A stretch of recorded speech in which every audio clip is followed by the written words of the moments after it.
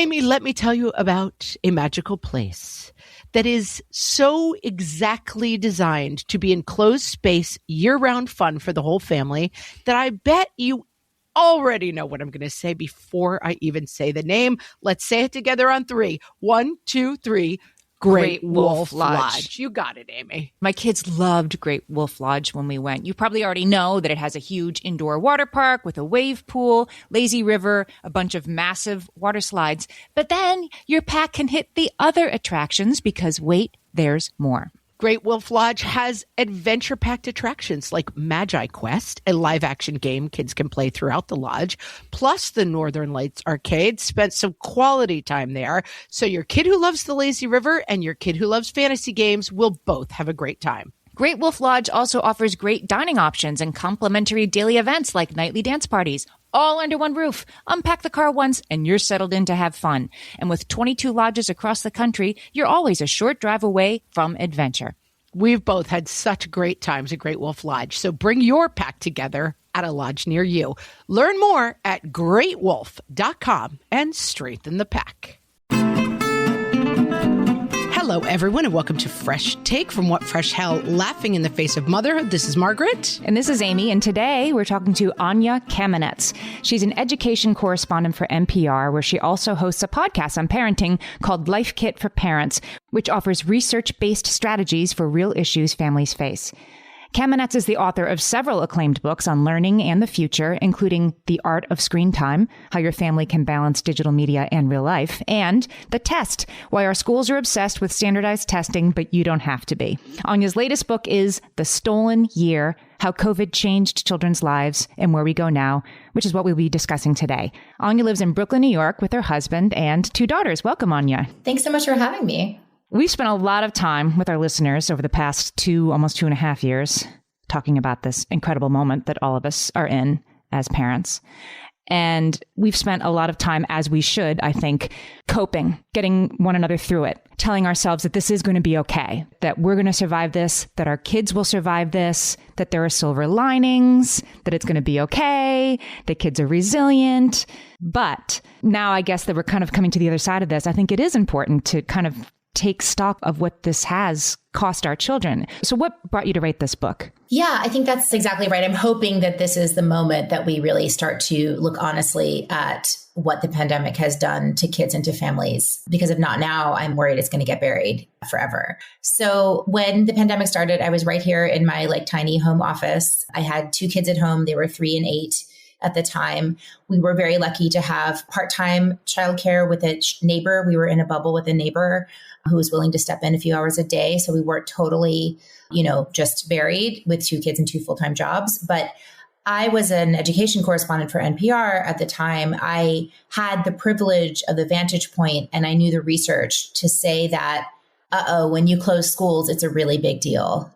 Kids rely on schools for so many things. It's a huge lifeline. And not just our kids who, have loving families and warm, stable houses, but way too many kids in America that rely on school to eat and to have a safe adult and to have even access to healthcare. And so I knew it was going to be a huge deal. I knew it was going to be hugely unequal. And so I was really on the front line of history and knowing, oh my gosh, I've got to document this. I've got to turn a clear eye on what this pandemic is going to do to kids. For many people, they saw the shutting of schools as an inconvenience to the parents. The fact that you had to help them somehow learn algebra that you don't understand how to do, and that you had to make all their meals. But there's a lot more consequences for kids than just for the parents, which I think we were kind of focused on as parents ourselves. Yeah, that's exactly right. And I think, it just kind of speaks to the silos that we live in this country, right? So in my book, I really break it down. I start with hunger because the school meals program is the 2nd largest federal hunger program after food stamps. And when they switched to handing out sandwiches in parking lots, it didn't work. And a lot of kids went hungry. They went hungry in April and May 2020. Did it not work because people just didn't go? Did it not work because those are insufficient for their needs? It didn't have the same efficacy because a school might be half a mile away, but you might be home with your kids all day and the buses aren't running, or you don't have access to a car, or maybe you're working at an essential job, so you can't leave your job at noon and walk over and get those meals. So the amount of food, this is a study in a few cities, it dropped by 66% how much food they were actually giving out in large cities. And that was true in the spring. It was also true in the fall. Now, the federal government did hand out money to compensate for that. It just took a few months, and people don't eat in months, they eat in weeks. So there was a huge spike in child hunger and in family hunger as well. So that's just one. I mean, that's step one, right? And I go through the consequences to kids. Not every kid had a parent at home with them. Many people had essential jobs and they went out to work. And if their daycare center shut down, then they were stuck. And so there were kids home alone. I talked to a mother of a child who wandered out of their home, a 7-year-old child, and was shot in a vacant building. Luckily, he survived, but it could have been so much worse. And she was a mother of 8 children who worked at a homeless shelter to make ends meet and had no way of staying home, and no daycare centers and no schools. So, that's a reality in way too many places today. That's the material part, right? And then I get into the kids with special needs. I mean, that cuts across all class lines. Kids with disabilities, vast majority really weren't getting the services that they were entitled to or that they needed in the remote setting. So that was a huge dilemma. And then, of course, the mental health issues that we all kind of experienced, but really cut acutely across kids in particular. I want to break each of those different things down because I think they're all worth considering. But I want to start with your title, because the book is called The Stolen Year. It's not called The Lost Year. And I know that is a concrete decision on your part. Can you talk about that? Yeah, thank you so much, Amy. So, I had The Lost Year kind of as an idea of a name. And I think that there were a number of people that really gave me feedback on that to say that this, first of all, we shouldn't think of it as something that is in any way a deficit of our kids, because it's not something that they deserved or that was, that we should think of that as it adheres to them as a detriment in any way. This is something that adults did. Adults chose to do this. Now, we can argue, and there are arguments about the wisdom of keeping schools closed for so long. It's inarguable that we closed schools much longer than any other rich nation. And we kept them closed, particularly in, more progressive parts of the country. And that we really failed essentially in most places to prioritize children over other needs like businesses. So you saw in Germany and France and the UK that once we'd gone through the initial round of lockdowns, that they would be very explicit and say, restaurants will be closed, bars will be closed, schools are open. Not us. Right. We had the opposite. We had bars, no schools. Right. Applebee's for everyone, but no school. And I mean, dog parks were open where playgrounds were shuttered. Like it goes across the board. So that's where the stolen comes in, because I really want Americans, adults, to take a look at themselves and think, how did we let this happen? But you argue in the book that this is stuff that happened like a little bit at a time and then all at once, right? Like this sort of some bad faith decisions and some best of intention sort of decisions were sort of already being made before the pandemic even happened. Like what were sort of the wrong things that were in place before the pandemic hit? I think that's a fair way of putting it. I mean, it's kind of a round robin of pointing fingers, right? That meme where like Spider-Man's pointing fingers at Spider-Man. And Spider-Man, yes. Yes. But we created a country where schools are the major social safety net, right? We do not have paid leave. We do not have paid childcare, so we created that system. We got welfare programs. So why were so many families dependent on the school meals? Because we weren't feeding the kids at home. So in a country like the Netherlands, if they close schools, you don't have kids immediately starving because you already have a system in place to feed children. These are the kinds of and then we have this school system that's so anomalous and around the world. It's got this local control, which we know has good parts and bad parts to it. But there was no central authority like there were in many countries to say schools must all be open and we're going to make it happen. I mean, certainly we had some political leaders saying, yes, we must open the schools, but they were not backing that up with authority to actually say, this is how it should be done. This is a safe way of doing it. And we're all going to march together here. Instead, it was left up to these poor superintendents who really didn't have the expertise or the authority.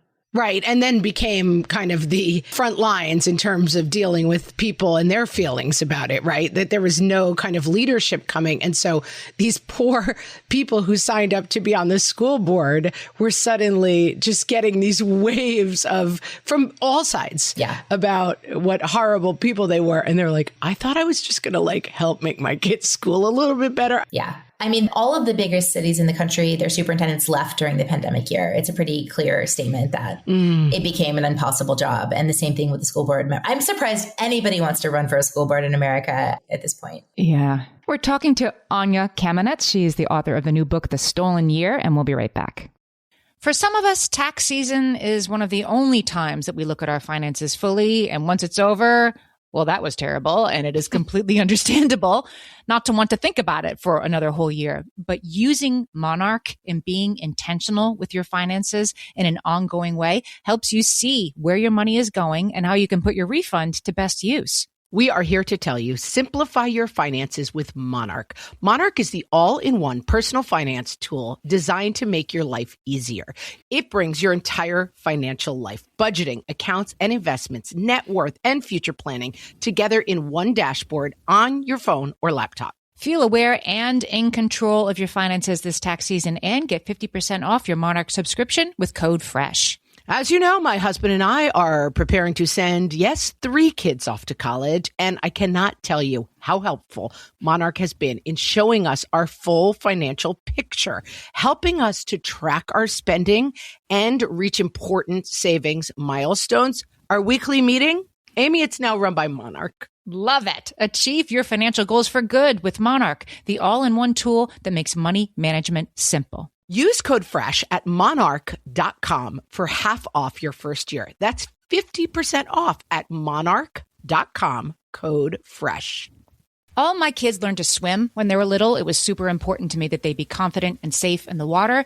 There was only one problem with that, taking them to swim lessons. I mean, the pools were freezing. There were always cranky adults doing laps right there. And it was definitely not, for any of us, what you would call fun. Amy, heard. But now there's Goldfish Swim School. Goldfish takes a really thoughtful approach to swim lessons, combining research-based teaching with a warm, kid-friendly environment that actually helps kids thrive in the water. Every detail at Goldfish is thoughtfully designed to create a golden experience, from shiver-free, warm indoor pools to comfy waiting areas for parents to professionally trained lifeguards on deck. Goldfish uses an approach called the science of swim play, which combines guided play with proven teaching techniques to help kids learn to swim, build water safety skills, and gain confidence all at their own pace.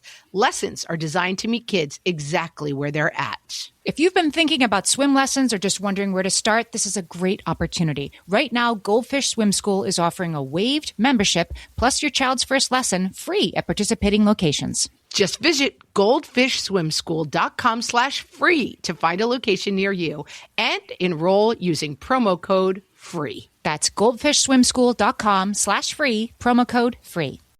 Okay, Anya, let's talk about the shift to remote learning in particular. Less from, a safety point of view and more from a learning point of view. How did that and what did that steal from our kids? So I had a unique perspective on this because I actually had been covering the remote learning transition for over 10 years, focusing on the higher ed space, right? Because that is where it focused, because the conventional wisdom and the common wisdom before 2020 was that it was very hard to do quality online learning with children that were not, at college level or high school level.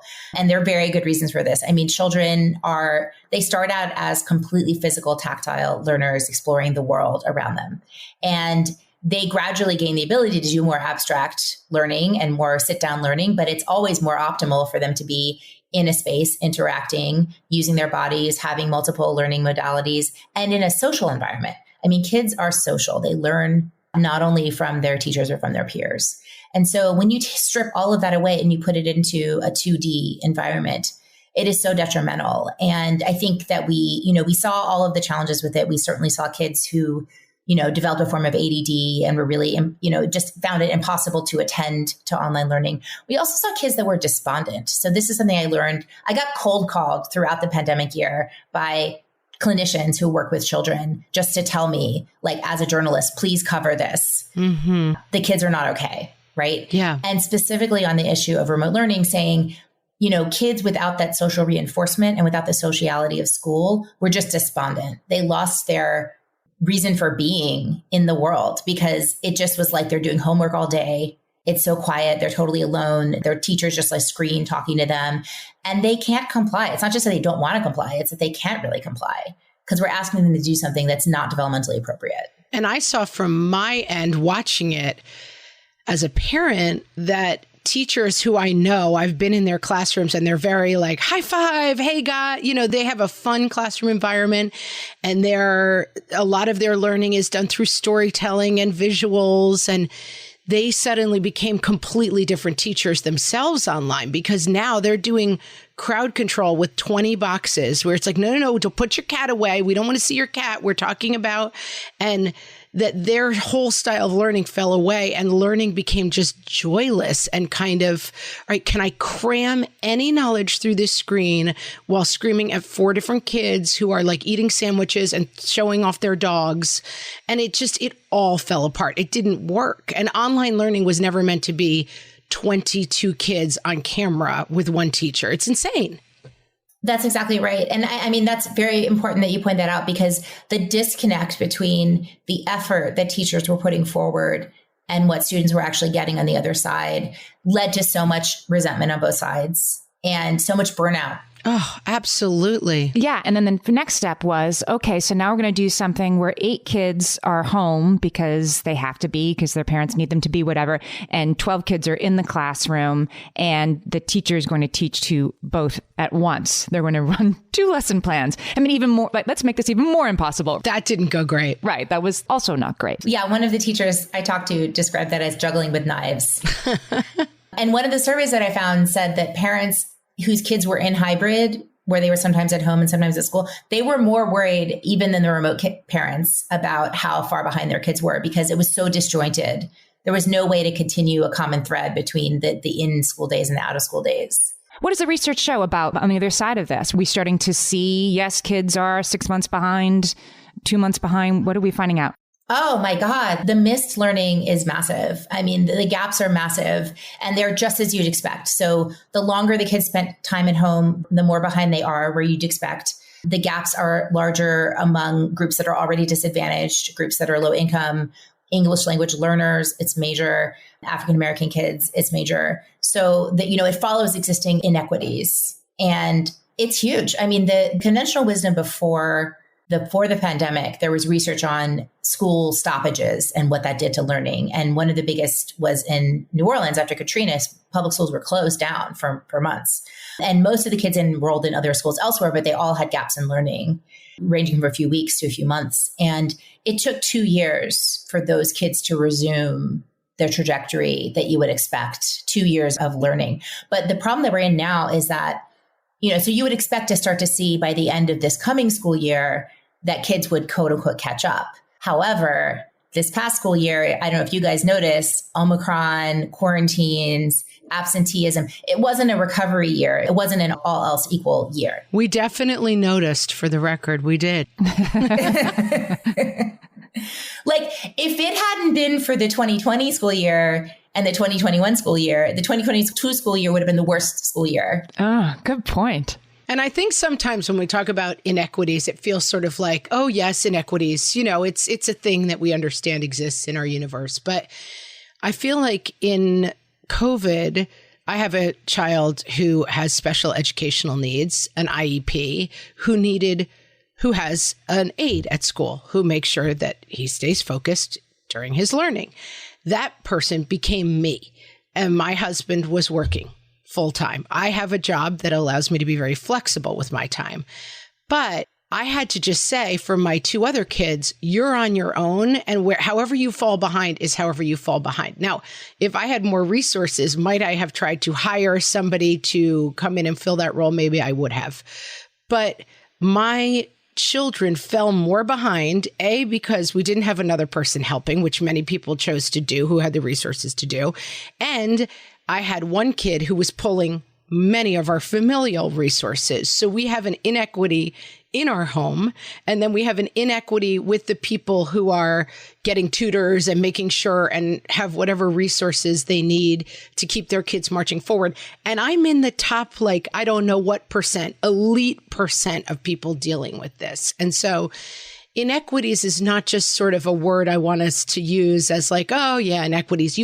The tangible pull on this is so clear. And I hope that for people, we always say, like, don't miss these lessons of the pandemic, to really see what it looks like for kids who are not getting any extra help, who are outside of systems of support that you may have available to you, that those inequities, they weren't made by COVID, but they were highlighted so much by COVID, and that people should not look away from them. I love that you said that. That's really putting your thumb on the pulse of what I'm trying to do with this book, because we have an opportunity at this moment to understand that all of our destinies are bound up together. Yes.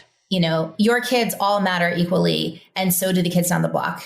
And rather than, we get pushed into thinking about education as a competition for resources, competition for achievement, and there's a brass ring at the top of it, but, actually all of these kids are our future of America, right? They're going to be doing the work. They're going to be doing the care. They're going to be the citizens. And so if we don't figure out a way to redress all of this with equity, it's going to harm every single one of us in the very concrete way, right? Like if you have your kid in a public school classroom and it's like, maybe my kid did fine, when she started kindergarten, but all these other kids had these huge behavioral gaps and huge developmental gaps, and they're competing for the teacher's attention, right? Because of what happened in the pandemic. So we need to make sure that everybody gets the resources that they need so that this is still a viable option to use public education, because the teachers are now dealing with kids that are at so many different developmental levels and have so many needs. They need those resources. And by the way, the federal government provided resources. There's money out there that schools are supposed to be using to redress the harms of the pandemic. And it doesn't run out for until 2024. But it takes some agitation. A lot of the districts haven't spent that money because they are concerned about things such as, if we raise our staff salaries, we will have to pay for that after the federal money goes away. And so sometimes that gets stuck in a bureaucratic logjam. New York City's public schools just announced just this week that they're cutting teachers, that music programs, things like that. And I couldn't believe in the post-pandemic time that this is a time to cut teachers. It doesn't seem possible. I mean, the way that we handled the schools in the pandemic is causing a death spiral right now, because students have fled urban public schools. The New York City is down, way down in enrollment, and the budget cuts are responding to that. And obviously, I don't feel it's a place or the time. I mean, I'm not here to make political recommendations, but it feels like a huge blow considering all the things that schools need to do for the kids that are still there. But, in the reality world, school enrollment determines school budgets. And so it's really, really hard to say, hey, come back and try our public school again. We got less resources than before. Now with fewer teachers. Yes. All new. Let's take a break, and we'll talk when we get back about where we are going with policies and what we've learned. My favorite skincare products actually feel more like self-care, like they're so nice to put on and they smell so good that I'm actually happy when I get to that part of my day.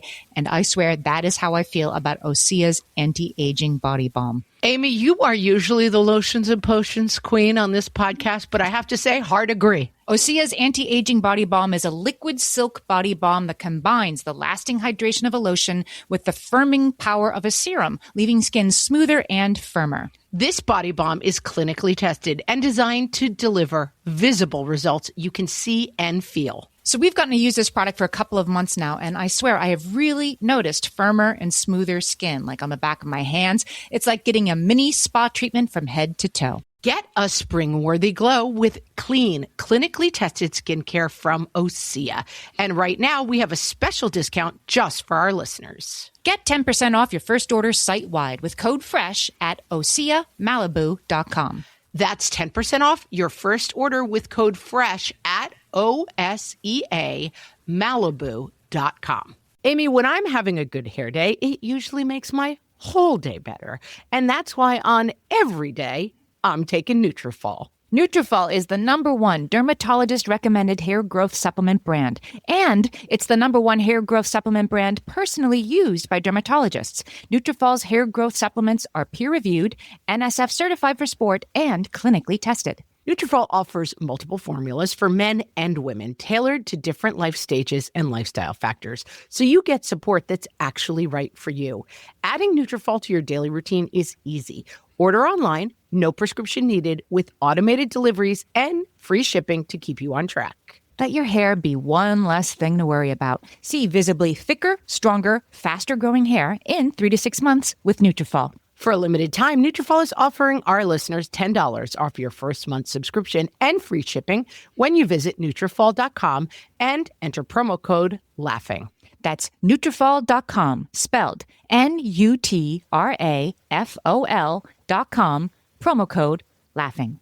Okay, so we started to talk a little bit before the break about we kind of understand, we've all been through this together, what the problems are. As we like to say on the podcast all the time, we understand the problem. Okay, now let's start to talk a little bit about where you see the future and how is it at the policy level? Is it at the school level? Is it at the personal level? Where is change based on these things that we've learned going to come from? Yeah, I think that's a great question. So, during the pandemic, it was dangled in front of us like a brass ring. Like Biden created a package of policies that essentially would have put us in the middle of the pack instead of at the bottom when it comes to family friendliness as far as rich countries go. So paid leave, universal preschool, the child tax credit to kind of have a little money in the pockets of families. So, that package is languishing. There's been some efforts to bring parts of it back to the Senate.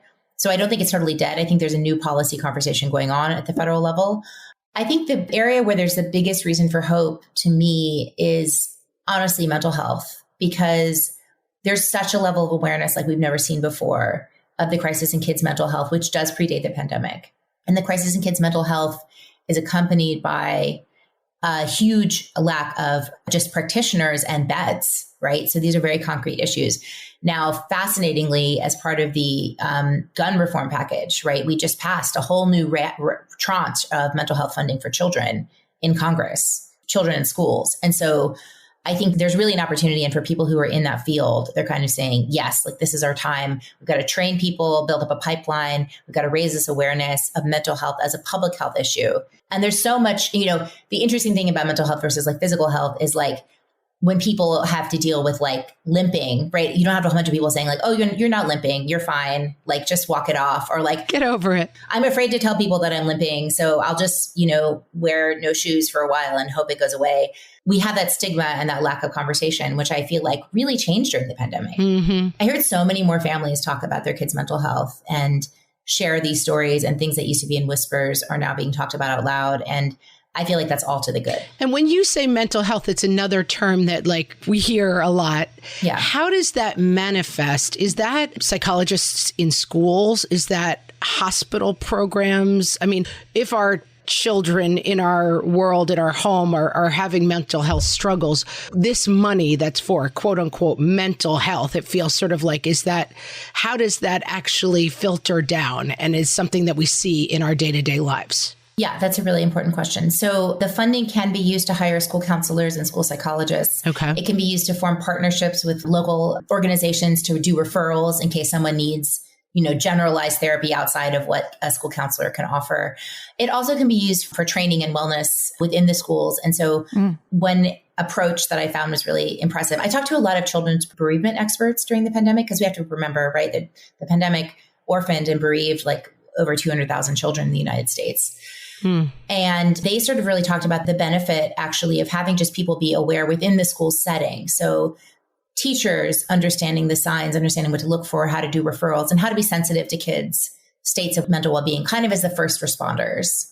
So it really is at all of those levels. And obviously we're going to need, I don't know how much this particular federal gun safety package addresses this, but I know that there's approaches to increase funding at the state level, because state mental health agencies don't typically have designation for children. They're kind of competing for already scarce resources. Right. So just agitating for that. I think it's going to take more public pressure, honestly, to expand that. But just the conversations It's one of those drill downs I find really interesting because people do talk about it in the context of school shootings, like, well, mental health. And it's like, well, there's no door that's marked mental health and you walk through it and on the other side, everything's fine. It's a very complicated picture of how you get counselors to the right people. And then if you have a counselor who needs to refer that kid out somewhere and there's no bed and there's no doctor and there's nothing else available, it's not like the mental health box will be delivered to your school and you will open it and all of your problems will be solved. It's a very complex web. Yes, that's very true. I do find I've delved into a little bit of the research of we're talking about school shootings in particular. One of the big deciding factors in prevention is caring, trusting relationships between adults and children within a school. So something as simple as if the child answers in the affirmative, like there is an adult at school who cares about me that I trust, that can lower the level of, danger in a school and the potential for all kinds of violence, interpersonal violence, bullying. That's really interesting. Right. And it has to do also with because most of these kids who are really troubled, they tell somebody, they send hints, they post things. So the question is someone see that? Do they trust someone at school to come to them to tell them? So that is encouraging, that the fact that there are people who are trained in the building and that there might be extra people in the building whose job it is to be that person for people actually has an effect. It's not just sort of smile more posters going up in the hallways or something that feels very disconnected from the problem. It takes a commitment to change a school culture in that way. I've seen it happen through coordinated effort and is in every adult in the building effort. That's encouraging. Can we talk a little bit about resilience as a sort of nice idea that is also maybe sort of a cop-out for adults as we come out of this pandemic? That I'm talking about the majority of children who aren't showing maybe profound distress, but who have gone through something traumatic. All of us have. And to say, well, kids are resilient and kids will be fine, it's skipping something that they are owed, right? So what do we do for every kid coming out of this? Yeah, I think that's beautifully put. I think that there's a fine line that parents walk between kind of, expecting your kid to thrive is great. Like the ambient expectation that we're thriving is not a bad one, but make sure that they have those resources to thrive and that it's a safe place to say, I'm not okay. It's okay not to be okay. I interviewed Rick Tedeschi, who's an expert on what is called post-traumatic growth. So we're not just expecting our kids to go back to baseline because kids don't go backwards, right? They grow and develop and they change every single month and every single year that they're growing up. And so we're expecting them to go forward with this experience integrated and part of their stories. And so part of what we can do is really elicit their memories of the pandemic, help them talk about it, talk about how we responded as a family, how our values as a family helped us respond. What did we learn? What did we start doing during the pandemic that we want to keep doing? So kind of at milestones here, I'm kind of like, well, this is second summer since the pandemic started. And remember when we couldn't go to camp and now we can go to camp, or remember when we had to wear masks and now we can do this. And that gratitude for the things that come back, I hope it's encouraging those pathways for my kids to say, I got through something. This is actually something I'm proud of going through. And not because I was unscathed, but because I learned from it and I grew from it. Oh, that's a really good point. Like to be less scathed than other people doesn't mean you did it better, right?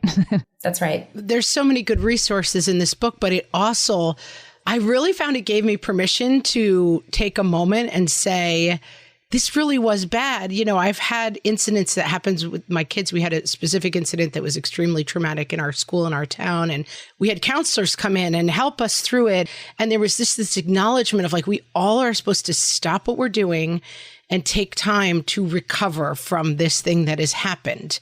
And that allowance was huge because I feel like as moms, sometimes we feel like, well, they don't seem to be thinking about it. Let's just keep going and what's the day that I want to, on top of packing the swimsuits and getting the sunscreen, do I want to stop and be like, how are we doing with the pandemic, guys? There's never that day.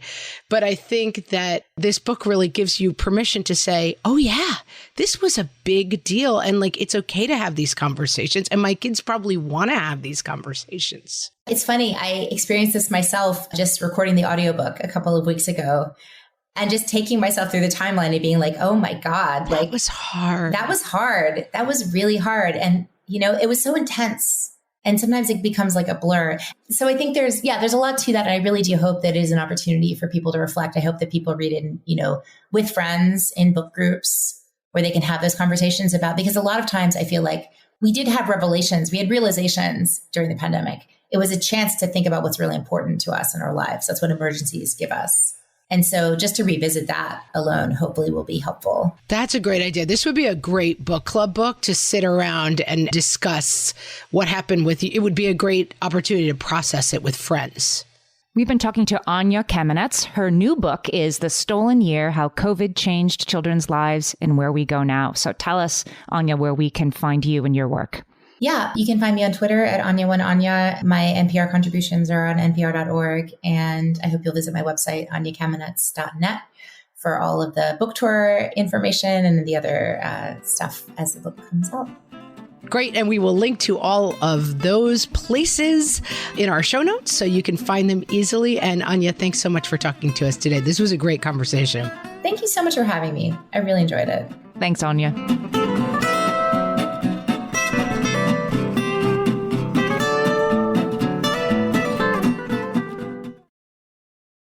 The right window treatments change everything. Your sleep, your privacy, the way every room looks and feels. At Blinds.com, we've spent 30 years making it surprisingly simple to get exactly what your home needs. We've covered over 25 million windows and have 50,000 five-star reviews to prove we deliver. Whether you DIY it or want a pro to handle everything from measure to install, we have you covered. Real design professionals, free samples, zero pressure.